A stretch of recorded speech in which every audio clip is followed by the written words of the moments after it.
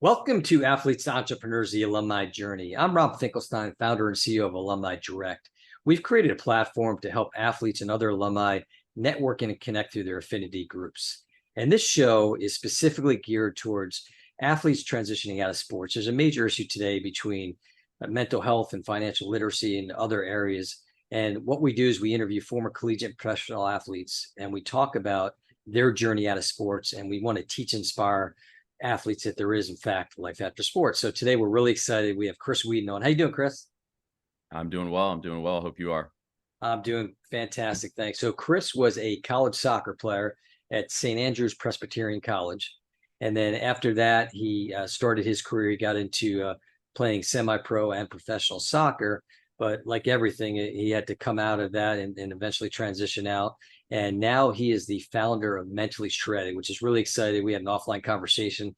I'm looking forward to him telling you all about that and how he's helping make an impact in athletes' health. So, Chris, we always start out asking, talk about playing sports growing up and how it shaped you going through high school into college. Wow, such a great question. For me, sports was the foundation of building relationships, building friendships. I learned so much from playing sports in my youth, and not just soccer, right? We grew up here in America. So at that time, you were just exposed to everything: football, basketball. And growing up in West Texas, that's exactly what we did. My parents put us in literally everything, and we were always busy. And it wasn't until freshman year where I decided, hey, I think there's something different about soccer. I want to run with this. And it was just a different passion that I felt. I still liked playing the other sports, but soccer was just something magical. And it was different. No one else in my family pursued this at a higher level, and I was like, cool, I'll be the first. There you go. You're paving the way for the rest of them, right? That's it. That's it. So, did you have a dream of being a professional athlete? And if so, was it in soccer or was it another sport, like as a kid? Yeah, I remember purchasing my first soccer poster. It was in fourth grade, and it was Kobe Jones. He played for the national team at the time, played for LA Galaxy, was my favorite player. And I remember buying it, asked my parents for money because I think in elementary school we had these like book days or like fair days where companies would come in and you could buy books and like little gadgets and posters. And so I remember seeing that poster. I was like, oh yeah, I'm getting that. And so yeah, at a young age, I decided this is what I wanted to do. And I really didn't allow anything to stand in my way in pursuit of that. That's great. I mean, I always joke around on every podcast and I say that, I wanted to be a Major League Baseball player, which I did. But unfortunately, talent wasn't there. So I'm doing this today. So let's talk a little bit about, the big thing, as I mentioned with the show is just that whole ultimately the transition out of sports. I mean, it's going to happen to everybody at some point, whether it's high school, college, or even if you're fortunate like yourself to play professionally. Was there, I guess, classes at your school for the athletes across all the sports, kind of helping them to look at the future after their sport?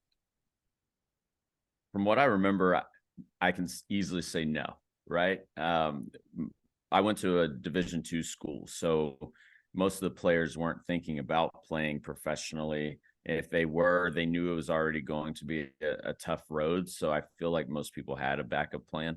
I, however, did not. So, and yeah, so I don't really remember that in school, but I do believe that is something that the universities have implemented since I've graduated in 2011. Yeah, and I think that's a big thing. I mean, obviously, depending on the age, and for me, a lot longer ago when I went to school. But things are changing, but it's really important, and especially when we get a little more later talking about the mental health side of things, it's important for that education to be there, and that's something that we've been trying to do as a company is looking at going in with a team of experts into these different areas. And again, the financial literacy, the mental health, the sales, the career services, and trying to become a partner with these schools in the athletic departments, not only for the current athletes, but also for their alumni athletes as well. So it is a big area, and I think to your point, it's changing now today, and it probably does depend on the size of the schools as well. So let's talk a little bit about alumni engagement. So this is something that we always talk about how important it is for people to tap into their alumni group. So when you were at school there, when you played, or maybe even today, were alumni coming back? I don't mean just for the basic, okay, we're going to come back and watch the big soccer game or the football game, baseball game, whatever the schools have. But were they coming back to mentor and do other things to work with the athletes? Not at all. Not at all. We had one, as soon as you graduated, the only time you came back as an alumni, from what I remember, is that year after you graduated, because you'd come back, play either in the alumni soccer match or match of your sport, and then you'd hang out and then go back home. I don't remember any mentorship or guidance from those who had graduated.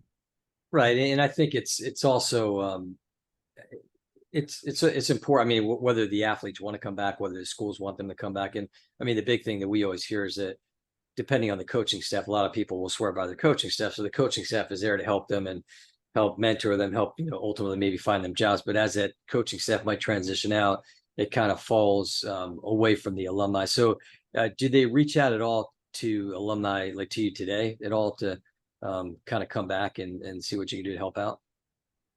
No, they send a letter, if I'm not mistaken, to donate. And that letter goes to my Texas residence, which I do not live at. So it's fun getting those calls from my parents. Hey, that letter's here again. Yeah, and that's always hard. I mean, I think that's the biggest complaint people have. But I mean, obviously, schools do need to raise funds, but it's the way they go about doing it.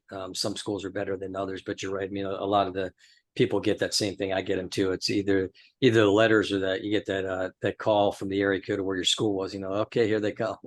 So they're trying to do it, but we do definitely want to encourage people, athletes in general, just to tap into your alumni network. So seek it out if it's out there, and try to get involved. I think people are willing to help, and some of the schools are starting to change their approaches, and hopefully that will be the case in the future. Absolutely. So talk about part of that. I talked about alumni coming back and mentoring and all that. Another big facet in is networking and connecting, and there's a time to do it, a time not to do it, and then also a lot of people talk about doing it while you're playing sports. Give me your thoughts on networking, connecting, and the importance of it. Man, I think that was the most expensive degree I paid for, was networking. And all kidding aside, I had my business degree, but the number one thing I believe I learned in school was how to network, how to communicate. And so could have saved a lot of money if I knew that's what I was going to take away from it. But again, I can't stress enough the importance of communication, right? And how to properly do that, when to know when it's appropriate and when it's not appropriate to contact someone, right? And so these are all things that you learn from experience, right? And hopefully you learn it in college, so that when you do start your career, you just have a leg up. And so for a lot of people, and I will say, even including myself, because I didn't start my corporate career until I was 26. And so that was a nice little span, because communication in soccer, I mean, I've been communicating with coaches since I was young, so I already knew how to do that. But when it came to the corporate world, hey, don't send emails on the weekend. And I'm in this mindset, like, why not? Right. And they're like, because people are going to look at it one way and you should just wait till Monday. And in my mind, I was like, well, I'm an athlete and I want to be the best. I want to show them I'm the best. And so it's just a little bit of a learning curve. But going back to networking, if you know that you want to be in banking, I live in Charlotte. It's a huge banking city. And so knowing who to contact at the banks, or just going on LinkedIn and knowing who to research and just asking, hey, how do you like working at this company? I'm interested in pursuing this type of career. I would just love to either grab a coffee or maybe just if I could borrow 30 minutes of your time, right? Most people are friendly enough to grab a coffee with or to share 30 minutes of their time. And I can give you this little tidbit. If they're not, you don't want to meet with them anyway. Yeah, that's a great point. I mean, it's true. If they don't want to meet with you, I mean, I think a lot of people get challenged not knowing how to maybe use like LinkedIn or some of these other sources. Because sometimes it just becomes more of a kind of like we say like a business card exchange, like, hey, maybe we went to the same school or whatever, and we'll connect. But then in order to have conversations kind of like we're having now, there's more to it. And I guess one thing that I've talked to agents before is that they really specify the importance for the athletes to network and connect while they're still playing. Give me some of your thoughts on that. Yeah,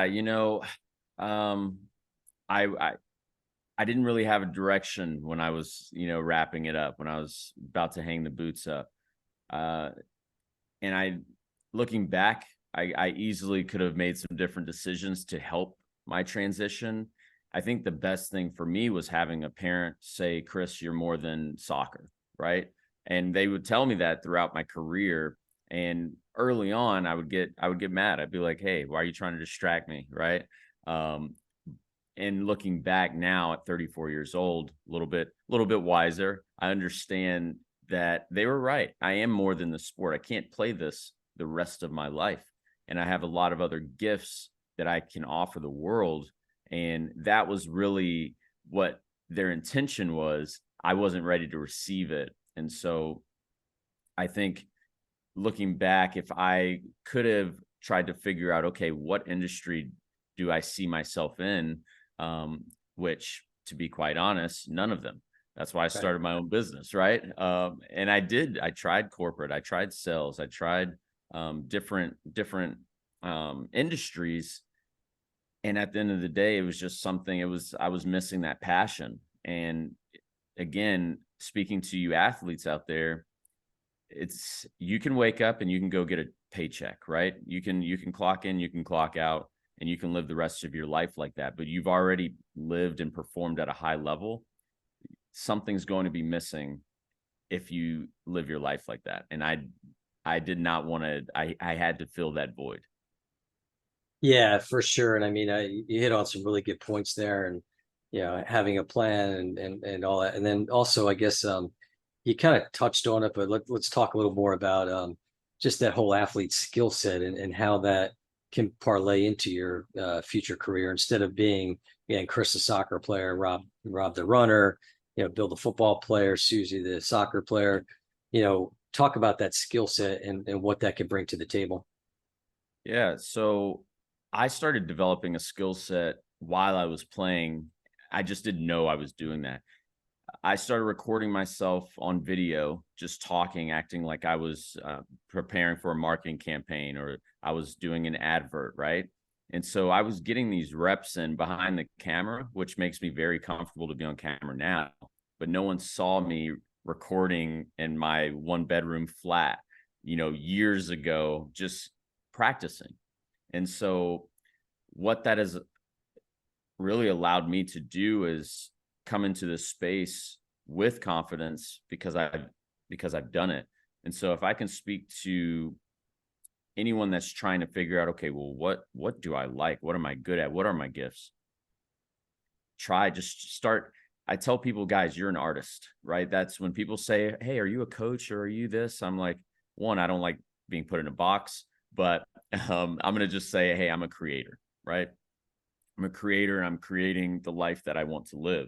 You too are the creator. And so right now, while you're trying to figure it out, especially as you transition from athlete to the next phase of your life and to your career, just grab paint and throw it towards the canvas in the direction that you want to be going. Because as long as the paint hits the canvas, you're good. And you'll look back and be like, man, that was a masterpiece. And I actually did this exercise literally a couple years ago, to where I went and got a canvas. I got these different color paints, and I just went out and had some fun. And I took some time to just look at it. And I was like, I'm going to call this rebirth. And I called it that because I felt for the first time I was finally transitioning from soccer to the rest of my life. And it wasn't easy. Not going to lie to you. But I know what my gifts are now, because I just kept trying stuff.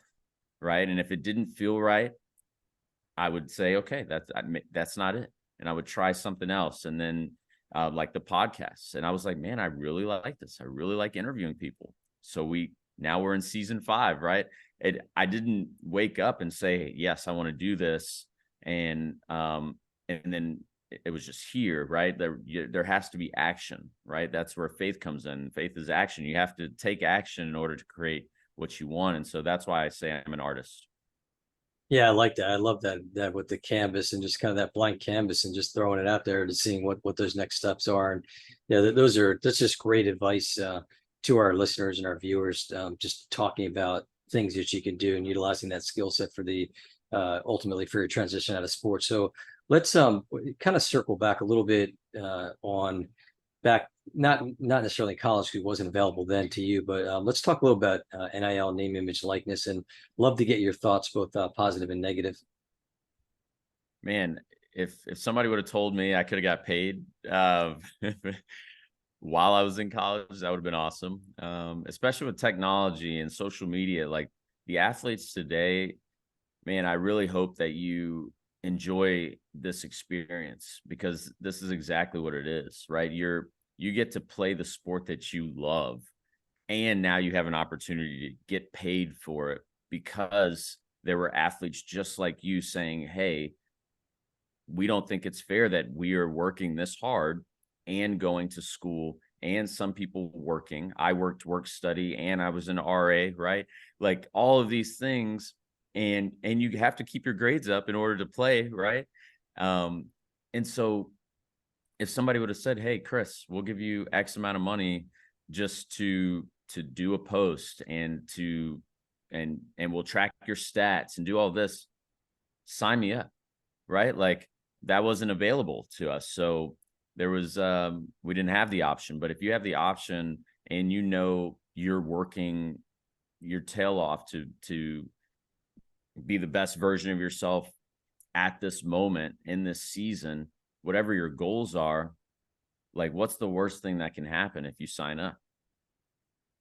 Yeah, it's you're right. I think a lot of people, I've talked to some, former NFL players, same boat. I mean, they played a while ago, so it wasn't existing, and they think it's great.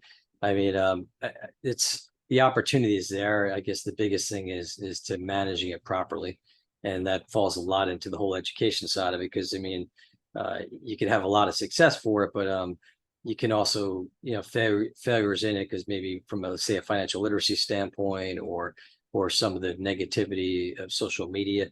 So talk a little bit about that especially from a mental health perspective. Talk about how the effect of social media kind of tying into NIL, because obviously that's critical. How can that affect people, and what kinds of pitfalls should people avoid with that? Well, I think number one, when it comes to social media, remember this is the internet, guys, right? So don't post anything that you don't want out there, that you might regret 5 years, 10 years, 20 years down the road. And then second, when you are focusing on the NIL side of things, right? Like it's easy to create content now, right? We all have a smartphone. So it's easy to have this content. It's easy to track your stats and to do these things. And I'm not obviously familiar with the whole process of how to go about the NIL process, but you are in control of the content, you as the user. And so I would just make sure that you figure out what brand are you, because each of us are a brand. So how do you want to show up? How do you want that represented? And now understand when you put yourself in this situation, and this goes back to speaking things into existence for the future. You are now living in a glass house, so people are going to be watching you. And for some people, that's scary. Some people already know their character doesn't match up. They might be very good in sports, but behind the scenes, they love to party, or they love to do X, Y, and Z.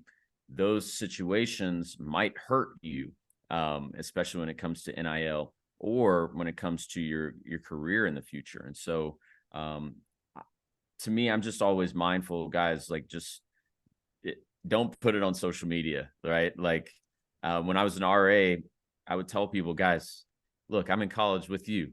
I understand what we are doing here in college. Shut the door, because if security walks around, I can't help you, right? So shut the door and we'll leave you alone.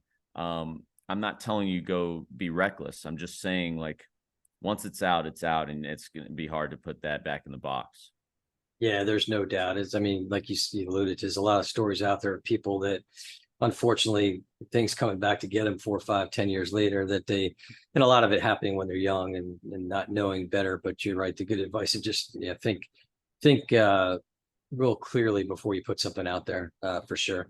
So let's talk about, you've kind of alluded to, the transitioning out of, out of the college side of sports, and even ultimately out of professional sports. But maybe talk a little bit about your transition from college sports to professional sports.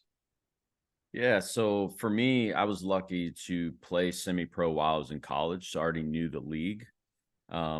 You didn't get paid, obviously. And so, but I signed with another team right after college, which was a good transition for me because I didn't take a break. And so as soon as school ended, I went right into season, and then I moved up north and signed with a team up north. But I look back on some of the decisions I made, and this goes back to just making sure that you're making the best decisions for you. And I remember getting a pro contract in my home state, and I turned it down. This was my first, like, big contract. And I turned it down for personal reasons. And so I decided, all right, well, we're going to just move up north. We'll find a team and we're going to do it on our own. And we did. Me moving up north opened up doors for me to go to Northern Ireland to play, and to go to Germany to play, and to go to Thailand, right? So on and so forth. And so I don't really regret making the decisions, but you can always look back and be like, what if? But my goal was to play professional soccer. My goal was to represent my country, was hopefully at a World Cup. I didn't get that far, but I was able to represent my country when I was in college, and we went to Italy, right? And so for me, I got to do a lot of things that I said I wanted to do, even if it wasn't on the level. And so just that experience alone, I now know that life experience has helped me in my career. It's helped me network. It's helped me build relationships with people, because there's a lot more people traveling today than there once was. Before, people were a little scared. Hey, you might not want to go to Europe right now, or you might not want to go to Asia or wherever, right? But for me, that transition from college to professional was easy, because I was ready for it. I made sure I was prepared. That's great. And again, valuable lessons there. Just, it seems like you're definitely forward thinking and looking at the big picture. You got your goals, and then got out of that. And I know you talked a little bit about, once you got out, you were basically in the corporate world, and then it's realized that that wasn't for you, and that you wanted to get into the entrepreneurial world. So let's talk about what you're doing today. But I forgot in the beginning that you also have a podcast. You said you had 5 seasons. So talk a little about your podcast, and then we'll talk about Mentally Shredded. Yeah, so we started the podcast January 2020. Had no idea COVID was about to hit, and so I always tell people that's the best time to start something, right? When you're about to be in lockdown. No, but yeah, we focused on personal development solely. It was called Iron Sharpens Iron at the time. It was me and two of my roommates. We were all bachelors, but we were in a very unique situation because all of us read personal development books, all of us listened to podcasts, and so yes, we were young and we definitely partied, we definitely did all this stuff, but we had a home where we were pouring into each other and we were helping each other elevate. So we were winning in corporate, like we were just doing really well for our companies. And each and every person came out either with a business, with a brand, married, right? Like out of COVID, all of this stuff was developed. And so now the podcast is Mentally Shredded Podcast. We still focus on the personal development piece, especially from a mental health aspect. So mental health, personal development, advocacy. I love sharing success principles because they're universal. I truly believe we can learn from anyone. We have to be open-minded to be able to hear their story and say, okay, how does this apply to my life? And so I love interviewing people from all walks of life. I've had professional athletes, business owners, senators, right? I've had a lot of different people. And so, and that was the start really of the business. And then it transitioned to, okay, what else do I want this to look like? I'm on my mental health journey.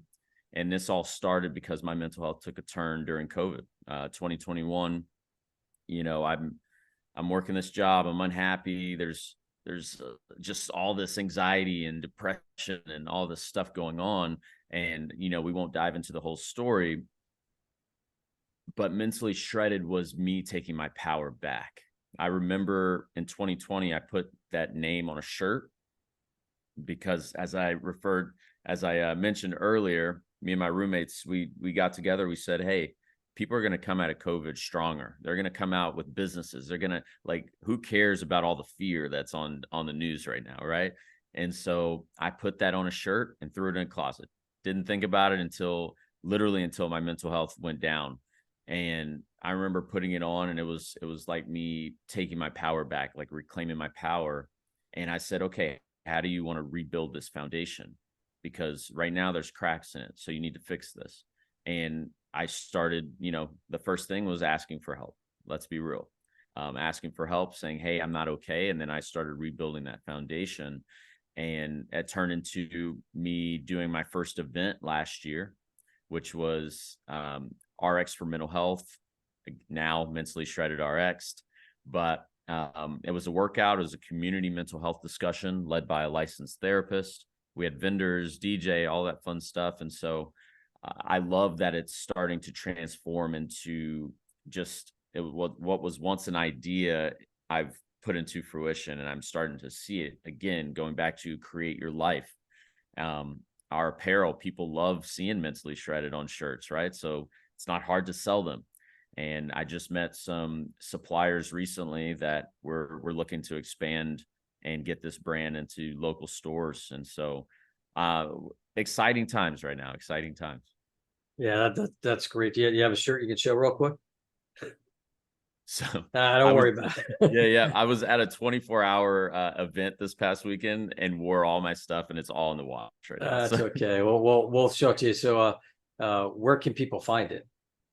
So if you go to find me on social media at We Are Mentally Shredded, but honestly, guys, if you just type Mentally Shredded into Google, you'll find me. My website is ChristopherDWeedon.com, and yeah, you'll find a documentary on there. We will be creating more films because I found out I love that. So now I want to tell other people's stories, which makes sense from the podcast. And so, are you working just with individuals? Are you working with like teams, companies? Like, what are some of your client base? Yeah, so right now it started out, it was all advocacy work. And so companies will reach out and I'll get booked for speaking engagements and so on and so forth. I have one client that I work with just because I really believe in this client and really wanted to work with them. But outside of that, it's really just based on speaking engagements, me coming in and doing a workshop, and then creating content, making sure that people's stories are told, making sure that people can experience what that mental health journey is like, even if they don't have a personal experience with it. And I've had these conversations where people are like, I understand mental health, but I personally haven't experienced it, right? I haven't experienced anxiety or depression or anything. And that sparked an idea. And so we'll be coming up with a film hopefully here soon. I'm waiting to hear back from this grant that we applied for. But the film will be really geared towards those individuals that haven't personally walked in the shoes of someone experiencing a mental health battle. Yeah, that sounds like it's gonna be a great film, and all the work you're doing is awesome. I think there's definitely a need. There's a lot of issues today with mental health, and especially, we're kind of focusing on athletes, but in general, and there's not enough help out there. So it's great that there's organizations like yours that are really trying to make a difference in that community. So it was really great speaking with you, Chris. We really appreciate it. Absolutely. Absolutely. Thank you for just giving me the time and allowing me to be here. Yeah, no, you're welcome. And you can find us at alumnidirect.com, and also LinkedIn and Facebook and Twitter, and then follow the show. This is something that having great guests like Chris on, we really want to make this impact on athletes out there and helping them as they transition out of sports. So you can find us on Alumni Direct's YouTube page, or you can also find us across all podcast networks. So again, thank you so much, and have a great day, everybody.